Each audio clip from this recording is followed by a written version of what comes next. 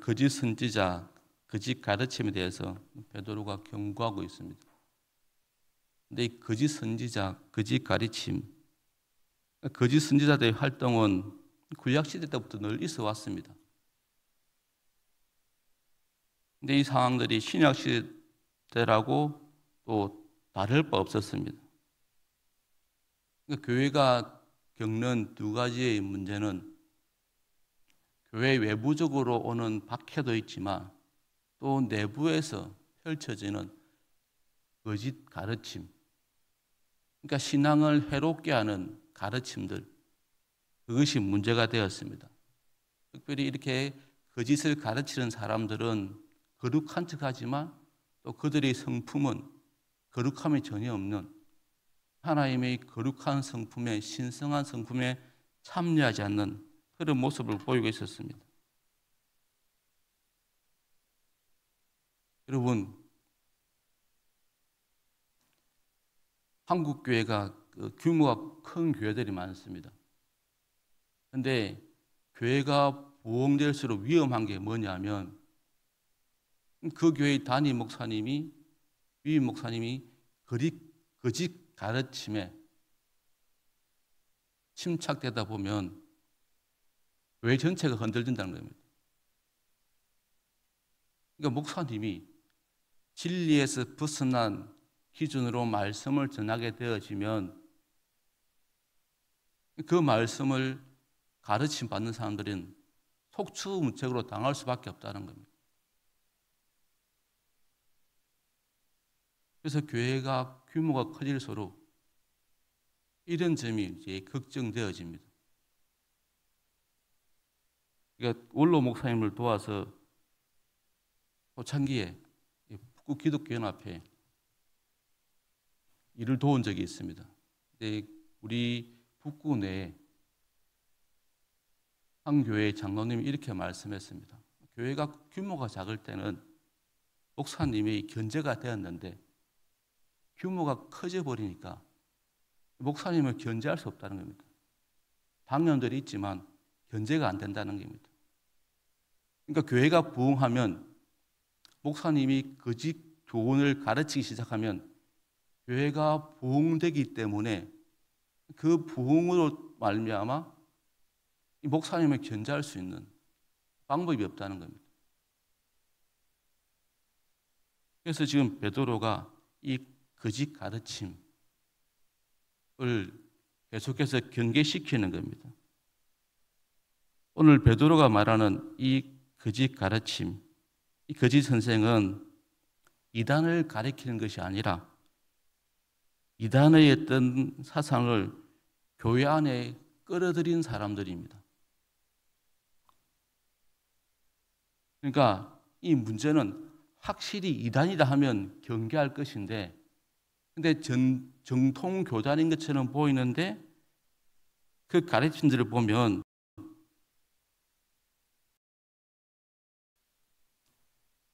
신앙을 해롭게 하는 가르침들이 있다는 겁니다.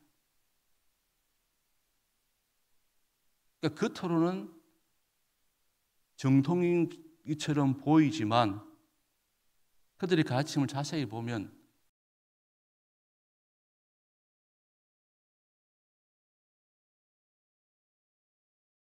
이단과 똑같다는 겁니다.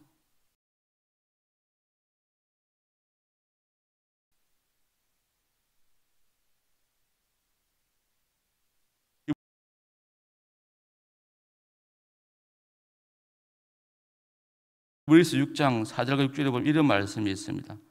한번 빛을 받고 하늘의 은사를 맛보고 성령에 참여한 바가 되고 하나님의 선한 말씀과 내세의 능력을 맛보고도 타락한 자들은 다시 새롭게 하여 회개할 수 없나니 이는 그들이 하나님의 아들을 다시 십자가에 못 박아 드러내놓고 욕되게 함이라. 거짓 가르침을 받은 사람들, 그 사람들이 히브리서 말씀에 의하면 하늘의 은사를 맛본 사람들입니다. 또 성령에 참여한 바가 된 사람들입니다. 그래서 내세의 능력까지 맛본 사람들입니다. 이런 사람들이 타락하게 되면은 돌이킬 수 없다는 겁니다. 14절에 보면 연단이라는 단어가 나옵니다. 연단이라는 단어는 전문가로 번역할 수 있습니다. 전문가가 뭡니까? 훈련이 잘 된 사람들 아닙니까? 그러니까 이들이 정상인 것처럼 하나님의 말씀을 바르게 가르치는 것처럼 보이지만 실상 보면은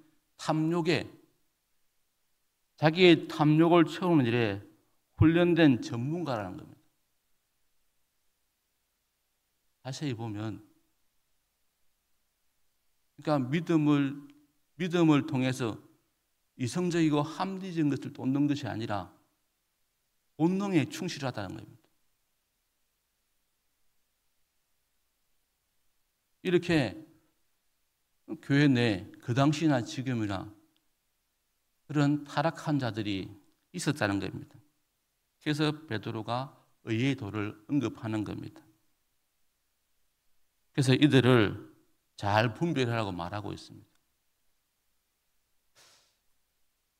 제가 설교를 준비하면서 이제 보다 보니까 인천의 한 교회, 그러니까 그 사이트에서 우리 신앙을 해롭게 하는 그런 신앙의 모습들을 이제 취재해서 이제 기사했는데, 거기 보니까 인천의 주님의 교회 김용두 목사님에 관한 이야기가 나왔습니다. 근데 여러분, 우리가 신앙에 있어서 제일 약한 게 뭐냐니까, 이 목사님들이 자의적으로 성경을 해석하는데 그게 되게 은혜로워서울 때가 있습니다.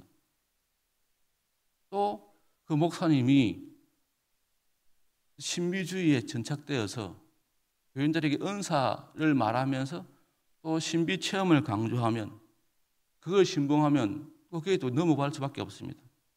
그리고 가장 중요한 건 직통계시. 직통계시를 이야기하면은 또 교인들은 속수무책으로 당할 수밖에 없습니다. 이분이 여기에 가장 이걸 잘 이용해서 교인들을 현혹시키는 그런 분입니다. 이분이 이제 한국에서 교회는 조그만한데 세계적으로 집회를 다녔는데, 그 중에 이제 미국의 집회에서 그 취재된 영상을 보니까 성령의 춤이라는 영상이 있었습니다. 그러니까 건장한 남자 6명이 강단 앞에 나와 춤을 추는데 연예인 아이돌의 군무 같은 모습도 보이기도 하고, 또 어르신들의 있던 관광버스 춤 같은 모습을 보이기도 하고, 또 마치 피겨스케이팅 선수를 떠올리게 하는 그런 유연한 모습도 보이게 하는데, 이런 성령의 춤을 통해서 치유의 일을 한다는 겁니다. 이분은 이제 이런 성령의 춤을 통해서 치유한다고, 아마 사모님이 이 성령의 춤을 통해서 치유된 것 같습니다. 폐결핵 사기였던 사모님이 병이 낫고 나서 목사님 이런 음성을 들었다는 겁니다. 앞으로 나를 위해 춤을 추게 될 것이라는 하나님의 음성을 이 사모님이 들었다는 겁니다.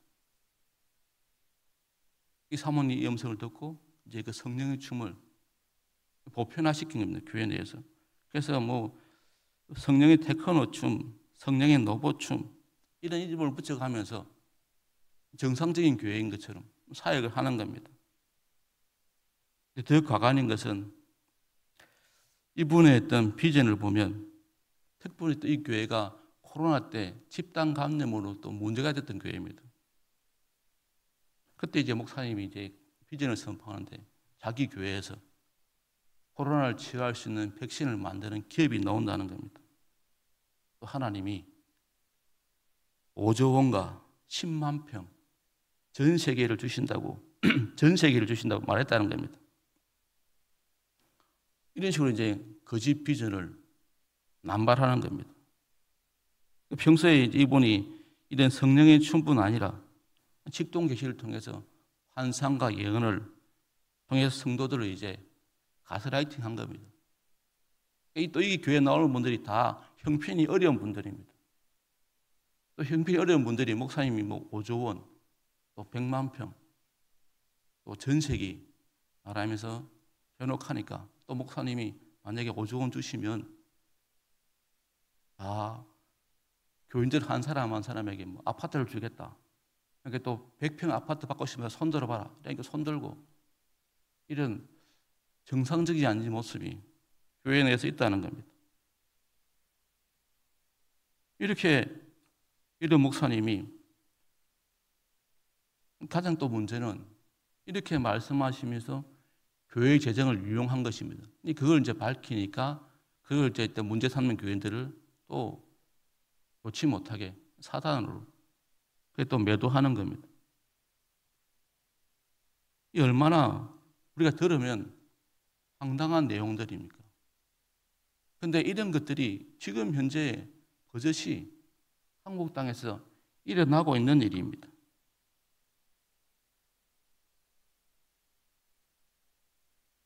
이들이 자세히 보면은 14절에 말한 것처럼 그러니까 탐심의 전문가입니다. 탐심에 연단된 마음으로 교인들을 현혹한다는 겁니다. 진리를 말하는 것처럼 하면서 우리의 신앙을 해롭게 하는 가르침들을 남발한다는 겁니다. 거기에 또 현실적으로 자기의 갈급함 있는 사람들은 속수무책으로 넘어간다는 겁니다. 그러니까 우리가 제일 약한 부분, 성경을 신비롭게 해석하고 자의적으로 해석하고 또 은사를 강조하고 그런 은사의 체험들이 나타나고 그리고 내가 궁금한 부분에 있어서 직통 계시를 받았다고 그렇게 강단에서 선포하면 분별력이 없는 교인들은 거기에 넘어간다는 겁니다. 그렇게 지금 그런 모습이 이 베드로 시대에 또 있었다는 겁니다. 이단들이 그렇게 한 것이 아니라 정통인 것처럼 하면서 그런 거짓 가르침을 가지고 와서 교인들을 현혹시켰다는 겁니다. 그래서 베드로는 그걸 지금 이제 조심하라고 탐심에 잘 훈련된 그런 사람들의 가르침, 탐심의 전문가가 되어서 복음으로 미혹하는 사람들을 잘 분별하라고 그렇게 지금 말하고 있습니다. 여러분, 결국 또 20절에 또 마지막에 중요한 말을 하고 있습니다. 그러니까 예수 그리스도를 알므를 통해서 세상의 더러움을 피하라고 말하고 있습니다. 그런데 예수 그리스도에 대한 지식으로 세상의 더러움을 피해야 되는데 그 세상의 더러움을 피하는 것이 아니라 그걸 따라간다는 겁니다. 음심이 가득한 눈으로. 지금 우리 교단도 큰 문제입니다. 지금. 우리 교단의 제가 이 말씀 드리지 않겠습니다. 아무튼 우리가 조심해야 될 것은 이런 우리가 보기에 영적으로 전문가인 것 같은데 근데 잘 분별하셔야 된다는 겁니다. 자신의 탐욕을 채우는 일에 훈련된 전문가의 모습 보이는 정욕을 쫓는 모습을 보이는 사람들을 그것이 목회자 하더라도 그걸 잘 분별해서 그 타락한 자들의 모습을 따르지 않도록 그래서 베드로가 그리스도를 알고 그 알을 통해서 그런 더러움을 피할 수 있다고 우리에게 말하고 있는 겁니다. 그러니까 하나님을 말하면서 복음을 말하면서 세상의 더러움을 쫓는 것은 그건 참된 신앙이 아니고 거짓 가르침이고 우리의 신앙을 해롭게 한다고 지금 오늘 분명히 말씀하고 있습니다. 그래서 우리가 오늘 베드로의 말씀, 이 말씀이 베드로의 시대에 있다면 해당되는 말씀이 아니라 지금도 유효하다는 것. 세상의 영광을 쫓아가며 자신의 악한 정욕대로 살아가는 그런 지도자들을 잘 분별할 수 있도록 결국 이런 사람들은 주님이 오면 다 멸망하게 된다는 겁니다. 자기가 세상의 종이 되어 있는데 어떻게 우리 자유를 주겠습니까? 자기가 세상에 매여 있는데 어떻게 그가 선포하는 자유가 우리를 자유롭게 할 수 있겠습니까? 그걸 잘 분별하라는 겁니다. 그래서 여러분 조심하시기 바랍니다. 자의적으로 말씀을 여러분들이 뭐 유튜브나 간접적으로 우리 말씀을 접할 때 목사님이 자의적으로 이야기하고 지나치게 신비주의 체험, 은사주의를 강조하고 또 직통계시를 이야기하면 그럼 분명히 다 거짓 가르침이고 거짓